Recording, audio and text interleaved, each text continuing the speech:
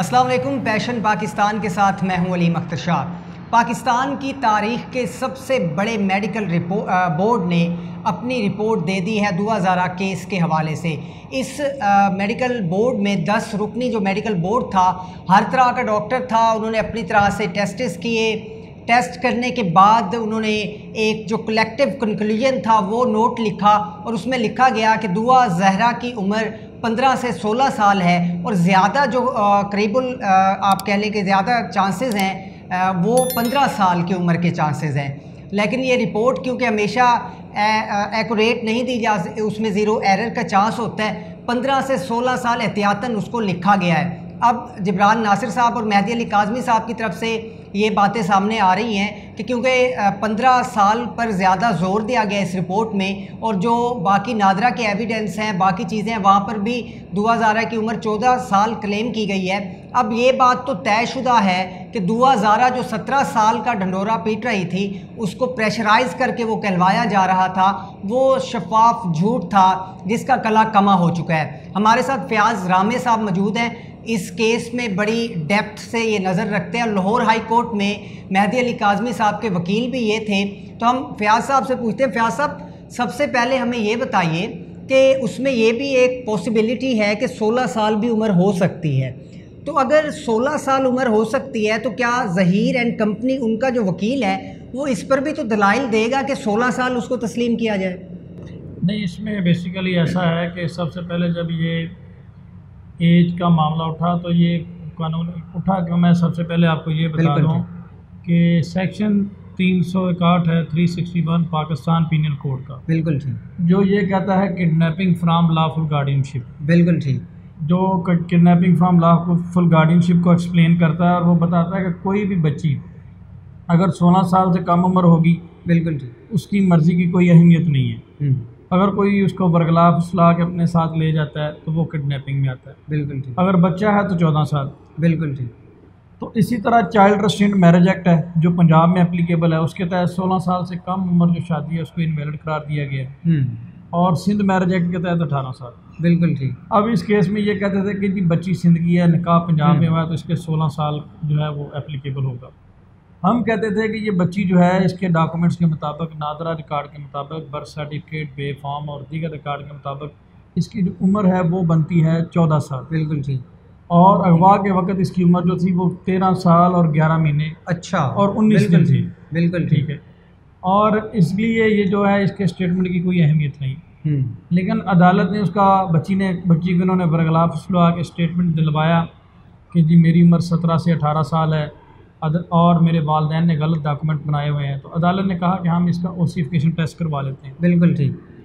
वो एक bogus medical की बेस के ऊपर इन्होंने 16 से 17 साल का जो मेडिकल लिया, उसमें सिंगल डॉक्टर ने बगैर किसी एक्सरे, बगैर किसी डीप एग्जामिनेशन के उसने जनाब वो एक मेडिकल बना के दे दिया, जिसकी बेस पे एक गलत डिसीजन पास हो गया, बिल्कुल ठीक, और बच्ची को आज़ाद कर दिया गया, बिल्कुल ठीक। लेटर ऑन हम सुप्रीम कोर्ट में गए और हमने उस मेडिकल को चैलेंज किया और 11 डॉक्टर्स की ऊपर मुश्तमिल एक टीम बनी जिसमें साइकेट्रिस्ट और ये सारी चीज़ें थी। लेकिन इसमें एक डॉक्टर नहीं थे जिनको चाइल्ड स्पेशलिस्ट, जिनको हमने बाद में ऐड करवाया, बिल्कुल पहले 10 थे और बाद में इनको हमने चाइल्ड, अच्छा। तो ये 11 डॉक्टर्स की टीम बनी जिसमें हर डॉक्टर का अपना ओपिनियन होता है, बिल्कुल ठीक। अब इस पूरी रिपोर्ट में 3 तरह के ओपिनियन आए। पहला ओपिनियन जो फिजिकल एग्जामिनेशन है उसका जो है age is between 14 to 15 years, अच्छा, बिल्कुल ठीक। ये मेरे 16 का कहीं जिक्र नहीं, ये मेरे सामने है, बिल्कुल ठीक। On the basis of physical examination the physical age is between 14 to 15 years, बिल्कुल ठीक। On the basis of dentist जो है उसकी एज है 13 से 15 साल, अच्छा, और जो उसकी बोन एज है उसके मुताबिक उसकी 16 से 17 साल, बिल्कुल ठीक। इसलिए उन्होंने ज़्यादातर जो उम्र का हिसाब है फिजिकल अपीयरेंस और डेंटिस्ट जो होता है इससे लगाया जाता है।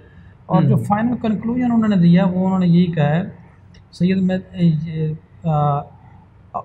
Overall age of doctor Syed Mehdi Ali Kazmi is between 15 to 16 year, near to 15 years on the basis of physical examination and dentition, बिल्कुल ठीक। इसमें मैं यही कहूँगा कि इसमें उन्होंने जब क्लियर लिख दिया कि ज़्यादातर चांसेस हैं कि 15 साल है, बिल्कुल ऐसे कोई भी डॉक्टर एग्जैक्ट एज नहीं बता सकते। बिल्कुल ठीक। वो आपको नादरा रिकॉर्ड के मुताबिक ही पता लगती है। उन्होंने अपनी एक रफ असेसमेंट दे दी कि हमारे ओपिनियन के मुताबिक 15 साल के करीब है। बिल्कुल ठीक। ठीक है, और उसके मुताबिक अब हम भी कहते हैं कि हमारी बच्ची की उम्र जो है डॉक्यूमेंट्स के मुताबिक 14 साल और 2-3 मंथ बनती है, तो इट मीन्स हमारे डॉक्यूमेंट सही हैं। बिल्कुल ठीक है, वो करीब तरीन है उस 15 साल के। 15 साल। अच्छा सर, यहाँ पर जो सवाल अमर्ज होता है वो ये है कि आपने कहा कि जो पहले एज का तयन किया गया जिसमें 17 साल बताया गया ढगोसले से, उसको आपने सुप्रीम कोर्ट में चैलेंज भी कर दिया।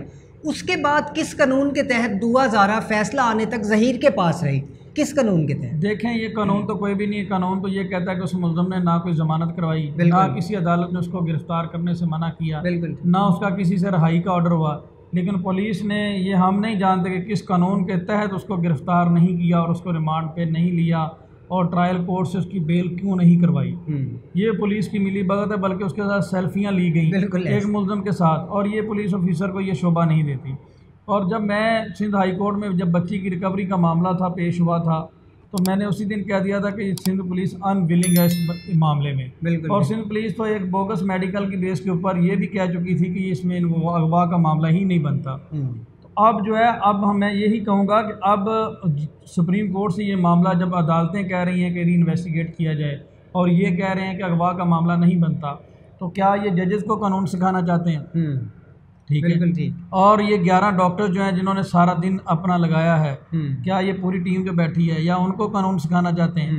ठीक है, तो ये कौन सा ऐसा मंतक है जो सबको समझ आ रहा है, इनको नहीं आ रहा? और इनको अभी किसी फर्दर ऑर्डर की ज़रूरत नहीं है ज़हीर वगैरह को अरेस्ट करने, क्योंकि किडनैपिंग और अबडक्शन के जो ऑफेंसेस हैं वो उसमें अट्रैक्ट हो रहे हैं। बिल्कुल, मैं यही सवाल आपसे करना लगा था कि इन्वेस्टिगेशन ऑफिसर उसने तो केस ही ख़त्म कर दिया ये कह के जी अगवा का कोई मामला ही नहीं है, पसंद की शादी है, पबजी से दोस्ती, फला फला, उसने बिल्कुल इसको क्लोज़ कर दिया। सेल्फियाँ बनाई कि शेल्टर होम में जब दुआ ज़हरा वहाँ पर थी तो वहाँ पर भी जो शेल्टर होम की वकील है वो उसकी वकील के तौर पर अदालत में पेश होती रही। बड़ा अजीब रवैया इस हवाले से था। अच्छा सर, मुझे ये बताइएगा कि अब करीब तरीन जो उम्र उन्होंने 15 साल बताई, नादरा डॉक्यूमेंट्स भी एक एविडेंस है जो पाकिस्तान में आपकी पहचान उन्हीं से होती है।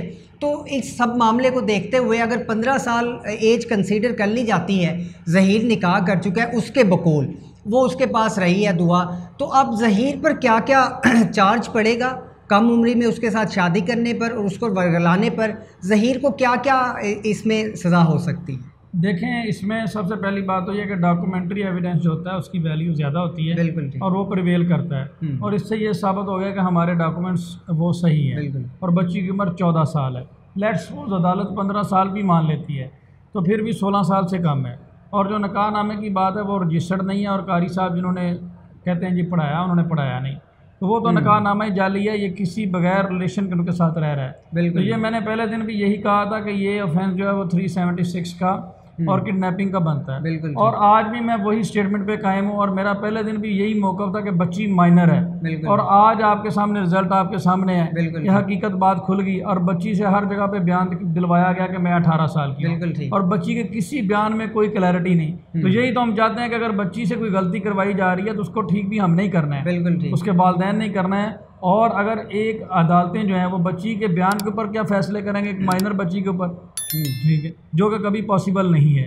अगर वो बयान देने की अहलियत हो, बालग हो, ठीक है, तो फिर उसका बयान वैलिड है। अदरवाइज जो कानून के मुताबिक उसका स्टेटमेंट नहीं बनता और ये किडनैपिंग का मामला बनता है, मैंने पहले दिन भी कहा था और मैं आज भी कह रहा हूँ, इसमें जो लोग भी इन्वॉल्व होंगे, जो बेटर होंगे या दीगर लोग जितने भी होंगे, उन सबको हम इन्वॉल्व करेंगे और कानून के मुताबिक जो सज़ा होगी उनको मिलेगी। कानून कब तक इस हवाले से हरकत में आएगा? और ये गिरफ्तारियाँ अगर 15 साल उम्र अदालत तस्लीम कर लेती है, डॉक्यूमेंट्स को देखते हुए उसमें 14 साल है, तो ये गिरफ्तारियाँ कब तक अमल में आएंगी?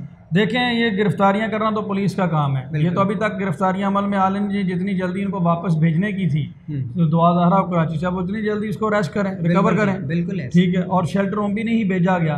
तो ये तो एक बड़ा लम्हा फिक्रिया, ये बच्चियों का जो जिनसी तशद्दुद बच्चियों के ऊपर हो रहा है, ये तो इसको, ये अगर मेहदी काज़मी साहब इतनी स्ट्रगल ना करते तो ना जाने कितनी बच्चियाँ जो हैं जिनके साथ ये जुल्म हो चुका है, और उनको आपने भेड़ बकरी समझ के जिसके मर्जी साथ हवाले कर दें और उसका शौहर बना दें बगैर किसी निकाह नामे के, और उसके साथ आप सेल्फियाँ खिंचवाएं और प्रोटोकॉल दें, और वालिदैन जो बेचारे उनको सुप्रीम कोर्ट तक जाना पड़ गया ये साबित करने के लिए कि एज है क्या है, इससे बड़ी क्या क्या जुल्म होगा। एक वालिदैन के डॉक्यूमेंट्स को सही साबित करने के लिए सुप्रीम कोर्ट से ऑर्डर लेना पड़े, तो अब हर बंदा इतनी स्ट्रगल भी नहीं कर सकता। तो ये सिर्फ मेहदी भाई को मैं सलाम पेश करता हूँ जिन्होंने इतनी मेहनत की और इतनी तनकीद बर्दाश्त की। उनको दिमागी मरीज़ भी कहा गया, उनको शिया सुन्नी के भी ताने दिए गए, बहुत कुछ कहा गया।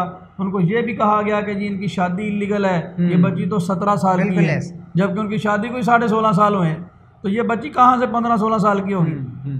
ठीक है, तो ये मुख्तसर बात यही है कि ये तो सारी कहानी अब इनकी खुल के सामने आ गई है कि ये एक माफिया है और ये किडनैपिंग का ऑफेंस बनता है, और किडनैपिंग के साथ इनके साथ रेप के चार्जेस भी जो ऐड होंगे। अच्छा, अब वो करने हैं पुलिस ने, अगर नहीं करती तो अल्टीमेटली हम कोर्ट से रजू करेंगे और इन्वेस्टिगेशन चेंज करवाएंगे, और जो जो ऑफेंस ऐड होंगे उसकी हम एप्लीकेशन देंगे और वो बिल्कुल ऐड होंगे कानून के मुताबिक। अच्छा सर, मुझे ये बताइएगा कि दुआ ज़हरा को माजी में प्रेशराइज करके 17 साल उम्र कहलवाई गई, सब मामलात किए गए, अगर आप उस पर दबाव डालकर ये उससे ये कहलवाने की कोशिश करते हैं कि आप ये कहें कि मैं शेल्टर होम जाना चाहती हूँ, तो क्या दुआ का कंसेंस अदालत लेगी, या उसको 15 साल या 16 साल उसकी उम्र होने की वजह से उसकी बात फिर वक़्त नहीं रखेगी अदालत में? जी देखें, लीगली तो उसके बयान की कोई अहमियत नहीं बनती जब बच्ची नाबालिग है। बिल्कुल ठीक। तो फिर अगर उससे पूछ के फैसला करना है तो फिर अदालत की जगह पे हमको कंप्यूटर रख देते हैं जो देख के कर देगा कि 16 साल हमारे, चलो ये करना है, तो 17 साल है ये करना है। अल्लाह ताला ने इंसान को अशरफुल मखलूकात बनाया और जहन दिया है। अगर हम हक और सच में नहीं फ़र्क कर सकते तो फिर मेरा ख्याल है हम सिर्फ मरदमशुमारी में अपना नाम लिखवाने के लिए पैदा हुए हैं और हमारा कोई नहीं। और जो बैठा होता है कोर्ट में और जो दीगर लोग जो इदारे हैं उनका इन्वेस्टिगेशन ऑफिसर का काम यही होता है, हक और सच की परख करना और सही हकायक को अदालत के सामने रखना। बिल्कुल। तो मुख्तसर बात यह है कि सही हकायक जो है वो बच्ची के स्टेटमेंट जो है उसकी कोई अहमियत नहीं है। और बच्ची को अगर शेल्टर होम भी भेजते हैं तो हमें कोई एतराज़ नहीं है। हम कहते हैं वहाँ पे उसकी साइकोथेरेपी करवाई जाए, उसका प्रॉपर ट्रीटमेंट करवाया जाए, उसका ड्रग टेस्ट करवाया जाए, ताकि बच्ची का पता चल सके कि बच्ची के साथ क्या मिसयूज़ हुआ है। और इसमें अभी तक हमें ये भी खतरा है कि ये बच्ची को कहीं मार ना दें, बच्ची जो है वो डेंजर में है। अच्छा, क्योंकि बच्ची जब बाहर वापस आएगी और सही फैक्ट्स बताएगी तो बहुत सारे लोग इसमें एक्सपोज होंगे, और इसीलिए इनको बहुत जल्दी होती है उसको वापस भेजने की। सिंध से बहुत जल्दी होती है वापस पंजाब भेजने की, लेकिन इंशाल्लाह इसमें आपने देखा कि हक और सच की जीत हुई है। और जो मेहदी भाई का मौक़िफ़ था कि मेरी बच्ची माइनर है 14 साल की, आज वो दुरुस्त साबित हुआ। अच्छा, फयाज़ रामे साहब ने 2-3 बड़े ज़बरदस्त हमें नुकात यहाँ पर बताए हैं कि अगर अब दुआ पर दबाव डालकर उसे ये कहलवाने की कोशिश की जाती है कि मुझे शेल्टर होम भेजा जाए तो अदालत उसकी बात नहीं सुनेगी, क्योंकि साबित हो चुका है कि उसकी उम्र 15 साल की है। और ज़हीर पर क्या क्या चार्जेस लगेंगे और गिरफ्तारी कब तक अमल में लाई जाएगी वो भी फयाज़ साहब ने हमें बताया। फयाज़ साहब ने कहा कि मेहदी अली काज़मी साहब को मैं सलाम पेश करता हूँ कि उन्होंने इस कदर तगो-दो की और उन्होंने बिल्कुल हिम्मत नहीं छोड़ी। फयाज़ साहब को भी मेहदी अली काज़मी साहब ने सल्यूट पेश किया जब उन्होंने ये कहा कि जिन लोगों ने मेरा साथ दिया, जो लोग मेरे साथ खड़े हुए, इखलाकी तौर पर फिज़िकली मेरे साथ थे, उनको सलाम पेश करता हूँ। तो ये सबसे ज़्यादा फयाज़ रामे साहब लाहौर में उनकी नुमाइंदगी भी करते रहे, लाहौर हाई कोर्ट में उनके लिए केस भी लड़ा। उसके अलावा यूट्यूब पर, सोशल मीडिया, डिजिटल मीडिया, हर प्लेटफॉर्म को यूज़ करते हुए फयाज़ साहब ने हमेशा हक़ की तर्जमानी की है और इस केस को सही मानों में आप लोगों के सामने पेश किया है। फयाज़ रामे साहब की ये मुफस्सिल गुफ्तगू हमारे लिए इंशाल्लाह। इसमें मैं एक ही बात ऐड करूंगा कि देखें, शुरू में हमारे पर भी बड़ी तनकीद हुई कि जी इनको कानून नहीं आता और ये ऐसी बातें करते रहते हैं यहाँ पे आके, और मैंने कहा कि ये बच्ची माइनर है और आज आपके सामने वही बात साबित हुई। हमें कहा गया ये 16 से 17 साल इसकी उम्र है और आज आपने देख लिया। हम आज भी कहते हैं कि इसकी उम्र 15 साल भी नहीं है। डॉक्यूमेंट्स के मुताबिक जो है वो कानून जो हमें कहता है डॉक्यूमेंट्री एविडेंस जो होती है उसकी वैल्यू ज्यादा होती है, और हमारे डॉक्यूमेंट्स को कंसिडर किया जाए, हमारी मुताबिक इसकी उम्र 14 साल 2 महीने है। और जब ये बच्ची किडनैप हुई उस वक्त इसकी 13 साल 11 मंथ और 19 दिन इसकी एज बनती है। उसके मुताबिक ये प्रॉपर किडनैपिंग का इसमें मैं क्लियर लूँ आज। और इसमें चाहे मैंने लास्ट टाइम ये कहा था कि मैं अकेला भी रह जाऊं तो मैं मेहदी साहब के साथ यही बात करूंगा कि ये हक की बात है और बच्ची माइनर है और इसके बयान की कोई अहमियत नहीं है। बच्ची को बेगलाफ फसला के जो है वो उसका प्लांटेड इंटरव्यूज करवाए जा रहे हैं, क्योंकि छोटी उम्र की बच्ची है, वो कानून आयन इन चीज़ों को नहीं जानती, उसका मिसयूज किया जा रहा है। और इंशाल्लाह इन लोगों को हम एक एग्जाम्पल बनाएंगे, जैसा कि मैंने पहले कहा था, और इनको किडनैपिंग और ये रेप के ऑफेंस से कोई नहीं बचा सकता। चलें जी, मुआशरे में इंशाल्लाह एक ज़बरदस्त मिसाल कायम होगी। मेहदी अली काज़मी साहब जिसमें सर फहरिस्त हैं, उसके बाद ये हमारे साथ फयाज़ रामे साहब उस फहरिस्त में आते हैं, जबरान नासिर साहब जिन्होंने इतनी स्ट्रगल की।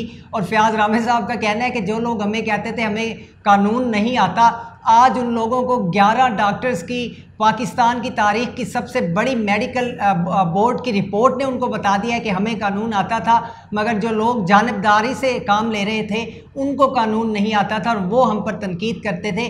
आज उनके मुंह पर ये एक तमाचा है। जो पहले एविडेंस मौजूद था नादरा की तरफ से, उसे नहीं भी माना गया। अब ये रिपोर्ट जो है ना, उसने साबित कर दिया कि किसे कानून आता है, किसे कानून नहीं आता। उम्मीद है कि आज की ये वीडियो आपको असल मामला और हक़ाइक़ समझने में मुवाफ़िक साबित होगी। इस तरह की मज़ीद वीडियोज़ देखने के लिए देखते रहिए पैशन पाकिस्तान।